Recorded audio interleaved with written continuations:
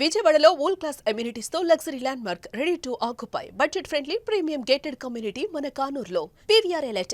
ఆంధ్రప్రదేశ్ రాబోయే రోజుల్లో defence technology aerospace యుగంలో తనదైనటువంటి ముద్ర వేసే అవకాశాలు చాలా స్పష్టంగా కనిపిస్తున్నాయి. కూటమి ప్రభుత్వం ప్రధానంగా అధికారంలోకి వచ్చిన తర్వాత పాలసీస్ తీసుకురావడం, దానికి తగ్గట్టుగా పరిశ్రమల్ని ఆహ్వానించడం, వివిధ సంస్థలు వివిధ రంగాలకు చెందినటువంటి పారిశ్రామికవేత్తలకి సూపర్ ఆఫర్స్ ఇవ్వడం. ఇప్పుడు అదే తరహాలో వెనకబడినటువంటి అనంతపురం జిల్లాలో డిఫెన్స్ ఏరోస్పేస్ టెక్నాలజీకి సంబంధించినటువంటి ఒక అంతర్జాతీయ స్థాయి సంస్థ రాబోతుంది.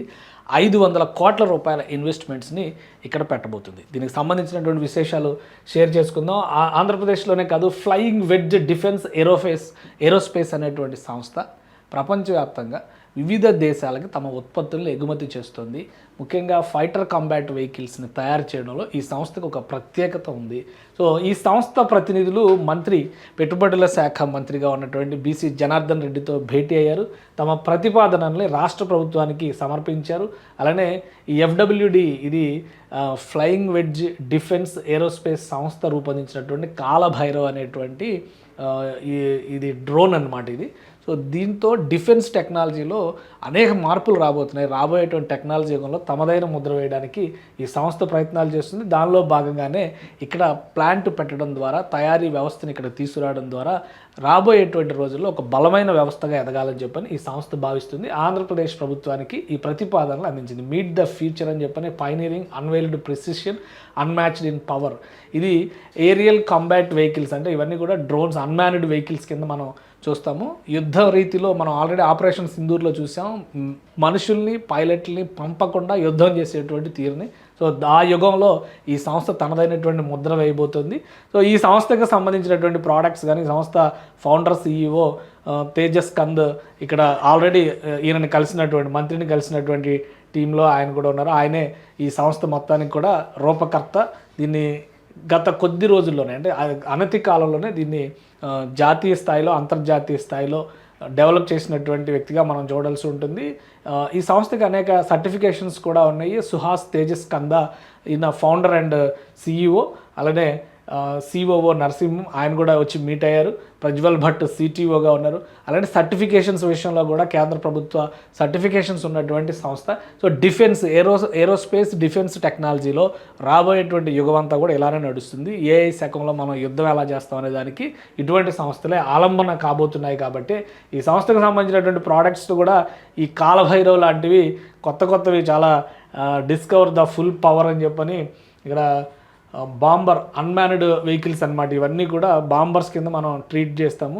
సో ఇట్లాంటి డిఫెన్స్ టెక్నాలజీ సంబంధించి ఇది కంప్లీట్ డ్రోన్ పవర్ టెక్నాలజీస్, వీటిని తయారు చేయడంలో ఈ సంస్థకి ప్రత్యేకత ఉంది. సో ఒక ప్రతిపాదన చేశారు రాష్ట్రానికి. ఈరోజు సచివాలయంలో R&B శాఖ పేషీలో కలిశారని చెప్పని మంత్రి అఫీషియల్గా చేసినటువంటి ట్వీట్. ఇందులో మరిన్ని వివరాలు ఉన్నాయి. Flying wedge defence and aerospace సంస్థ వ్యవస్థాపకులు సుహాస్ తేజస్ కంద, సంస్థ ప్రతినిధి ప్రవీణ్ గారితో భేటీ అయ్యాను. రాష్ట్రంలో 500 కోట్ల పెట్టుబడులు మరియు అనంతపురంలో autonomous combat aircraft manufacturing and testing facility unit ఏర్పడింది. అనంతపురాన్ని ఎంచుకున్నారు.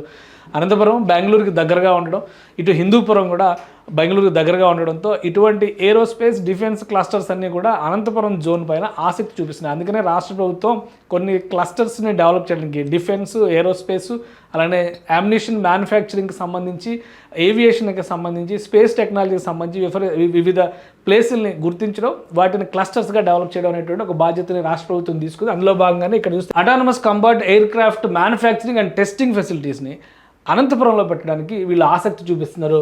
ఫ్లయింగ్ వెడ్జ్ డిఫెన్స్ ఏరోస్పేస్ సంస్థ ముందుకు రావడం శుభపరిణామం. ప్రపంచవ్యాప్తంగా 7 దేశాలకి తమ ఉత్పత్తులను ఎగుమతి చేస్తున్న ఫ్లయింగ్ వెడ్జ్ భవిష్యత్తులో 80కి పైగా దేశాలకు తమ ఉత్పత్తులు ఎగుమతి, అంటే ప్లాంట్ ఇప్పుడు చాలా అవసరం అవుతుంది. 80 దేశాలకి విస్తరించడం అంటే ఖచ్చితంగా మ్యానుఫ్యాక్చరింగ్ యూనిట్, చాలా విశాలమైనటువంటి మ్యానుఫ్యాక్చరింగ్ యూనిట్ అవసరం అవుతుంది. కాబట్టి 80 దేశాలనే టార్గెట్తో ముందుకెళ్తే అనంతపురం జిల్లాలో ఈ ఉత్పత్తి యూనిట్ ఏర్పాటు ద్వారా 1000 మందికి ప్రత్యక్షంగా ఉద్యోగ అవకాశాలు రాబోతున్నాయి. అంటే పరోక్షంగా ఇంకెంతమందికి ఇది ఉపాధి కల్పిస్తున్నా కూడా మనం ఆలోచించవచ్చు.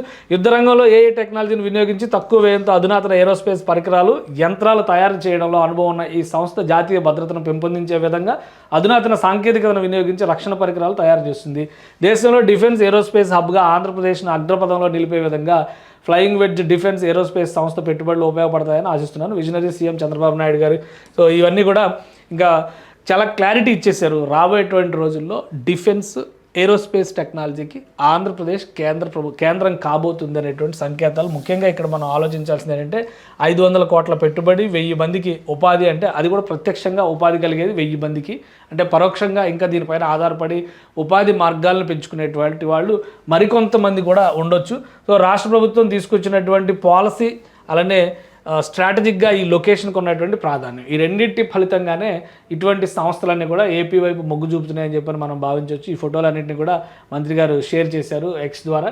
సో రాబోయేటువంటి రోజుల్లో ఆంధ్రప్రదేశ్లో ముఖ్యంగా అనంతపురం రీజియన్ డిఫెన్స్ టెక్నాలజీకి మంచి హబ్గా మారబోదు, డిఫెన్స్ అండ్ ఏరోస్పేస్ టెక్నాలజీ. ఎందుకంటే మళ్ళీ డిఫెన్స్కి సంబంధించి జగ్గేపేట జోన్ కూడా ఏపీ సర్కార్ స్పెషల్గా ప్రొజెక్ట్ చేస్తుంది. అది కృష్ణా జిల్లాలో ఉంది, ఇది అనంతపురం జిల్లాలో ఉంది. సో ఈ రెండింటినీ కూడా రాబోయేటువంటి రోజుల్లో ఆంధ్రప్రదేశ్ని ఒక సెంట్రల్ పాయింట్గా మార్చడంలో ఇటువంటి ప్రాజెక్టులు ఉపయోగపడతాయని భావిస్తున్నారు. 500 కోట్ల ఇన్వెస్ట్మెంట్, 1000 మందికి ఉపాధి అంటే ఇది ఆషామాషి వ్యవహారం కాదు. అతి త్వరలోనే FWD తన యాక్టివిటీని ప్రారంభించే అవకాశాలు కనిపిస్తున్నాయి. ఏ విధంగా ప్లాంట్ విస్తరిస్తారు, ఏ విధంగా ప్లాంట్ నిర్మాణం జరుగుతుంది, దాని ద్వారా కలిసి వచ్చేటువంటి రంగాలు ఏంటి, వీటికి సంబంధించినటువంటి ప్రపోజల్స్ అన్నీ కూడా రాష్ట్ర ప్రభుత్వానికి వీళ్ళు సబ్మిట్ చేశారు.